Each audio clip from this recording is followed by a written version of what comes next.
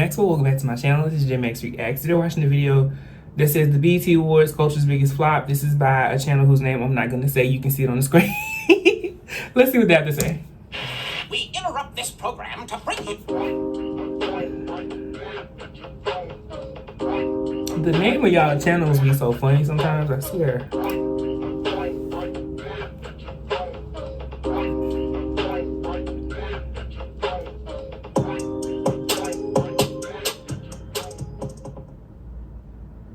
Black Network. BET was a dream come true. BET was like the best thing since a straightening comb in the hood. Like, that was it, man. BET is an idea that needed to exist.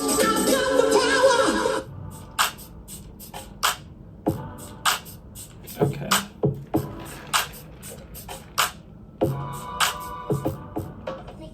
Anyone who's familiar with the BET Awards and the BET Hip Hop Awards can't deny that in recent years, the award shows haven't been that great.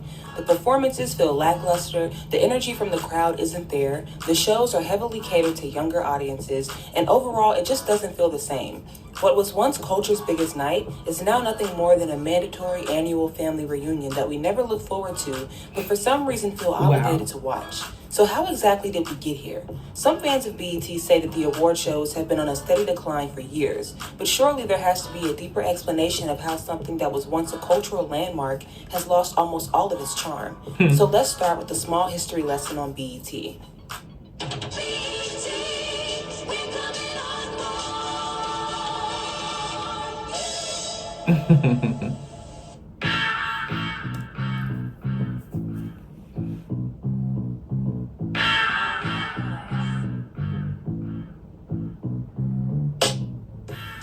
While African Americans slowly began to see themselves represented on television in the early 20th century with shows like Amos and Andy and Room 222, it was very sparingly. Towards the 70s and 80s, more and more black sitcoms like Good Times, Sanford and Son, and What's Happening, which mainly aired on channels like ABC and CBS, became staples in many black households. You also had the rise of Soul Train, a black musical variety show that spent over 3 decades being a beacon of black joy. So it was clear that there was a need and demand for more black representation in mainstream media. Therein lies the birth of BET. BET was founded January 25th, 1980 by Robert L. Johnson and his wife Sheila Johnson, and was dedicated to showcasing a broad spectrum of black entertainment media. Shows like Video Soul, Rhapsody, and Planet Groove shed light on black artists and aired music videos that were less likely to be aired on channels like MTV. BET even aired youth talk shows like Teen Summit, and the network struck gold in the 90s with Comic View. Their programming included but was not limited to sports shows, news segments, game shows, talk shows, and most notably, its award shows. But before diving into the award shows, I want to talk briefly about UPN, because as we move from the 90s into the 2000s, black entertainment media takes a bit of a shift. UPN was a cable television network that was launched by Viacom in 1995 and was notable for its many original black sitcoms, such as One-on-One, Moesha, Girlfriends, The Parkers, Everybody Hates Chris, and The Game. It was also home to the annual Source Awards, also known as the Hip Hop Awards, which aired on the network from 1995 to 2005. Make note of the year 2005, because from that year forward, BET would be on a slow but steady decline, but we'll touch on that later. In the year 2000, the owners of BET ended up selling to Viacom for $3 billion. And while a lot of older BET viewers marked this as the end of BET, some marked the early 2000s as BET's heyday. More reality programming like College Hill and Baldwin Hills would be aired on the network, alongside shows like 106 & Park, How I'm Living, and BET Uncut. Although there's some debate on when the demise of the network truly began, I want to emphasize how big of a milestone BET was for black culture. The music, the entertainment, the joy, the raunchy, and the wholesome. There was a time where whenever you entered a black person's home, they were no doubt watching BET. Right. BET wasn't just any channel, it was the IT channel, and that's what made the BET Awards so special. The first ever BET Awards was held in Las Vegas, Nevada, June 19, 2001, and was hosted by comedians Steve Harvey and Cedric the Entertainer. The BET Awards was one of the first few all-black award shows, alongside the NAACP Awards, the Soul Train Awards, and the Source Awards, and it highlighted artists that were more likely to be overlooked at bigger award shows. The BET created a system that was for us, by us, appreciating black culture in all of its essence. This is why so many big names would show up for the award show. It was truly culture Culture's biggest night. The first awards show included performances from artists like Usher, Snoop Dogg, Jay-Z, Eve, Patti LaBelle, Luther Vandross, and Whitney Houston. A crazy lineup. Celebs were nominated for awards such as Best New Artist, Viewer's Choice, Best Music Video, Best Actor, and more. As the years went on, different Black comedians would host the awards show, including Monique, Damon Wayans, D.L. Hughley, and Kevin Hart, and celebrity appearances from the likes of Beyonce, Prince, Mary J. Blige, and Michael Jackson would be made. The first ever BET Hip Hop Awards was held in Atlanta, Georgia, November 12, 2006, and was hosted by comedian Cat Williams. The Hip Hop Awards was the adjacent show to the BET Awards that focused strictly on hip hop and rap music. This show included many different categories, including MVP of the Year, Rookie of the Year, Producer of the Year, and Hip Hop Track of the Year. There were also some categories that would show up a few times and never again, like Best Ringtone Song, Best Hip Hop Dance, and Best Hip Hop Movie. Yep. The first award show included performances from Ludacris, Lil Wayne, Rick Ross, Jeezy, and T.I., as well as 2 ciphers and a Hip Hop Icon Award presented to Grandmaster Flash, both which would become staples of the award show. The Hip Hop Awards was known for being a lot more crunk than the BET Awards, which was known for having a variety of musical acts from different genres. Regardless, the atmosphere for these award shows were always extremely lively and hype.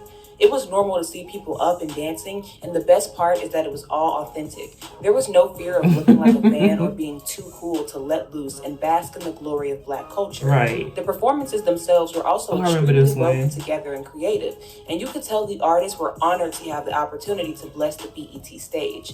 So when did BET Awards start to lose their charm? Well, in order to talk about that, we have to briefly speak on when the network as a whole lost its charm. Let's go back to the year 2005, as it was a big transitional period for BET. For starters, Deborah Hill became the CEO and chairman of BET in 2005, a position that was previously held by the founder of the network, Robert L. Johnson.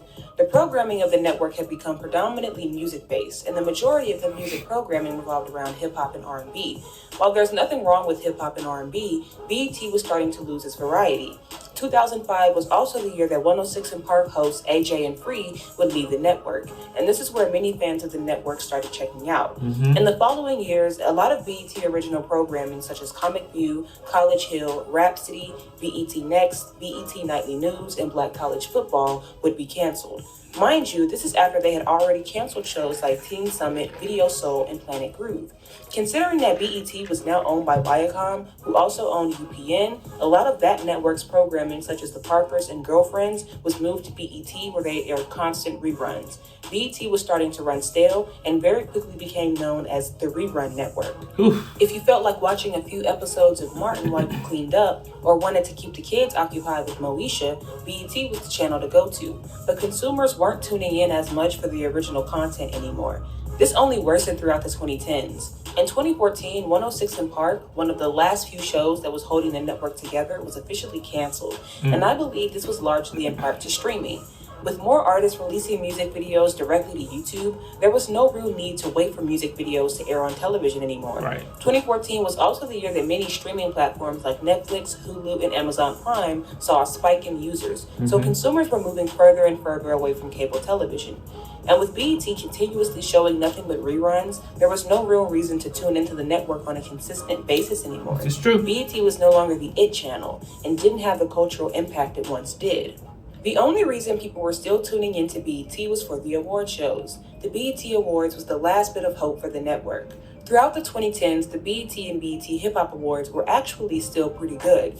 There was still an amazing sense of camaraderie between the musicians, the energy was still extremely lively, the music was good, and there was a variety of genres and artists being appreciated. The ciphers were great, the hosts were funny, the crowds were actively participating, and the award shows felt like a special event. The BET Awards started declining around 2016. The 2016 award show is most remembered for Kendrick and Beyonce's performance of Freedom, as well as the many Prince tributes that took place that night. However, after this award show, show that would progressively become more and more forgettable, with a few standout performances here and there, but nothing major. Although I will say the 2019 awards were pretty good. They were. As the years went on, fewer and fewer A-list celebrities started to show up to the award shows, bringing down the viewership and the quality of some of the performances. Beyonce and Kendrick haven't been back since 2016, J. Cole and Nicki Minaj haven't returned since 2018, and a lot of younger artists right now don't have as much cultural impact as those that came before them. True. Now, that's not to say that they're untalented, right, because there's a select few that bring their A game every time, notably Megan Thee Stallion, Chloe Bailey, Lil Nas X, and Lizzo. But with the impact of streaming, microtrends, and social media, it's very hard for good songs to stick. So when Beyonce is on stage performing her Billboard Top 10 hit while blowing like a goddess, the crowd and people watching at home are no doubt going to be hyped. Whereas when artists like Chloe Bailey performs a song that didn't chart nearly as well, while she still does an amazing job, the performance isn't nearly as memorable. The performances aren't hitting because the music isn't sticking. Right. The award shows are suffering from the era of streaming because new artists come up and fall off all the time. Yep. And it's very hard to have an organic hit as well as longevity in the music industry. So a lot of performances are extremely forgettable because we either have no clue who the person is or we've never heard the song before. Then we get into the travesty that was the 2023 BET Awards. Oh shit. The BET Awards this year were a hot mess. For starters, it was extremely centered around hip-hop with little to no performances by R&B, soul, or pop artists. The tradition of having a more comedic host was broken as it was hosted by Fat Joe, and the performances were lackluster to say the least. There was also a tribute to iconic hip-hop songs throughout the decades, and although this year marks the 50th anniversary of hip-hop, it felt more like an attempt to use nostalgia to bring in viewers, seeing as they couldn't pull in many big artists, rather than a genuine celebration of the culture. But maybe I'm biased. Some artists danced more than they rapped. Other artists lacked the stage presence to get the crowd going despite having popular songs. Damn. And it overall just felt boring and poorly put together. That it was. This is also likely due to the writer's strike that was taking place during the same time of the award show. Nonetheless, this year's BET Awards was no doubt one of the worst ever. And the hard truth to face is that the BET Awards don't hit like they used to because BET isn't the cultural landmark it once was. I can't remember the last time I even sat down and watched BET because there's nothing to watch. Reruns and Tyler Perry originals make up the majority of the network's programming. BET is nothing more than a shell of what it once was. So what do? They try to reel in the younger audiences and appeal to a more youthful urban demographic. But the channel is too far gone. A BET Award doesn't even hold the same weight that it used to. That's why so many people clown Lotto when she cried after winning her first one for Best New Artist. It's nothing special anymore. Most people don't even watch the full award show, but instead just wait for clips to be posted on YouTube and Twitter. That would be While me. it's still possible for some performers to wake up the crowd and bring the energy and creativity, it's very few and far between. It's clear that BET is in dire need of a rebrand. But with the emphasis on cable television and award shows slowly dying, the future of the network is bleak. And as sad as it is to say, I fear the award shows will only continue to go downhill from here. But hey, we can always hope for the best. If you guys want to know more about the rise and fall of BET, I suggest these 3 videos by Black Femininity TV, NBC Nostalgic Black Culture, and Black Rhetoric, which I'll have links to in the description below. As always, thank you so much for watching, and until next time, goodbye. Alright, I probably won't put this video out, but if I do, my reaction or my response to it is more so that I agree with this. I think the last great year was for sure, I would say 2016, and then it got kind of like this really interesting reprieve around like that 2019, some of 2020 era where they did like the digital performances and stuff like that. It was pretty good, and like they said in the video, the talent is still very much there, but it's so saturated now and it's so easily accessible and quickly accessible that it makes it a lot harder to pinpoint like things that stick. I think that's the world of music now with streaming, and in addition to TV, you have so many shows and so many platforms that you can choose from that it just becomes like mundane, and you're just inundated with the thought of like, what am I going to watch? Why would I watch this? Why would I watch that? You know what I mean? So I think, calling it culture's biggest flop might not be the best terminology. I think with a good rebrand and maybe some more buy-in from those who helped build it to be the pillar in like our culture that it was, would probably bring it back on a larger scale. Even trying to do a different, more up-to-date version or form of some of those shows that were the pillar in BET in general would help boost that morale. I know they've tried a couple times, but it's just like, I don't know. I fully agree with this, but I also don't agree with this. I feel like I'm somewhere in between. Like, yeah, it's still, there's still hope for it. It's not just flopping. But then there's a part of me that's just like, you know what? I don't watch BET. The last time I sat and just actively watched anything BET related was probably 2021 when they did the encore with the girl group. I like that show.